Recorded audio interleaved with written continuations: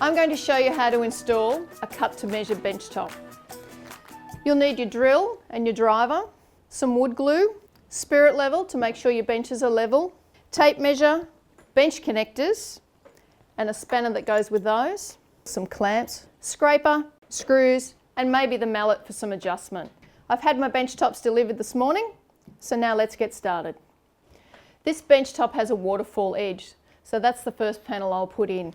It's going to go down this side. I've already taken the top drawer and the second drawer out because I'll need to screw through the cabinet on the inside to hold that waterfall panel.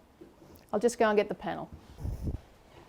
I'm leaving this waterfall edge 40mm proud of the cabinet. 20mm will take into account for the drawer fronts or doors, and the other 20mm is purely for aesthetics. Now I've got my measurement, I'll just clamp it in place, then I'll fix it in 4 different locations. First of all, I'll pre-drill and then I'll screw it in. 2 points at the front and 2 points at the back.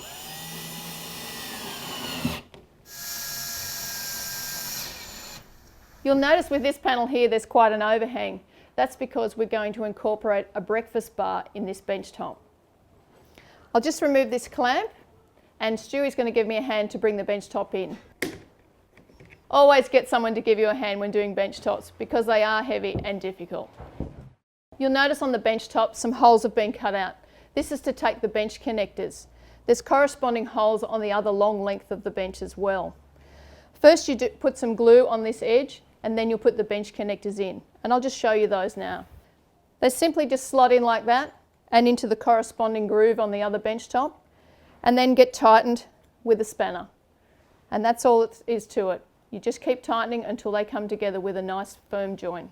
We won't put the bench in its final place because we still need to put the short end on, and that'll require clamping from underneath with the bench connectors, and it's easier if we can move everything forward a little bit to do that. I'm just going to put a small amount of glue on this edge before I put the bench clamps underneath. Smooth it on with a scraper.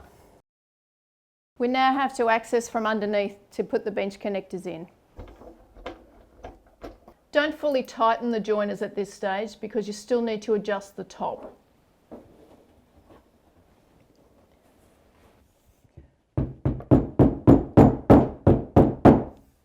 Once you've got the 2 pieces nice and flush together, you can then tighten the joiners.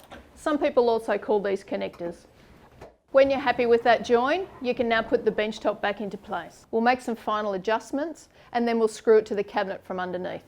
Then we'll just pre-drill and screw from the bottom of the cabinet into the bench top in a few spaces.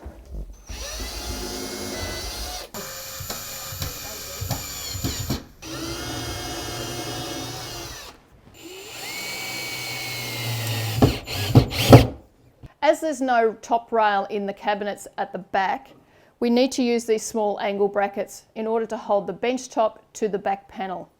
These can go in when the cabinets go in before the bench tops, or you can put them in now once the bench top's in place. Your choice. Try and get 1 angle bracket in each cabinet, connecting the bench top to the back panel. First of all, I'm going to pre-drill to put the angle bracket on and then screw it into place.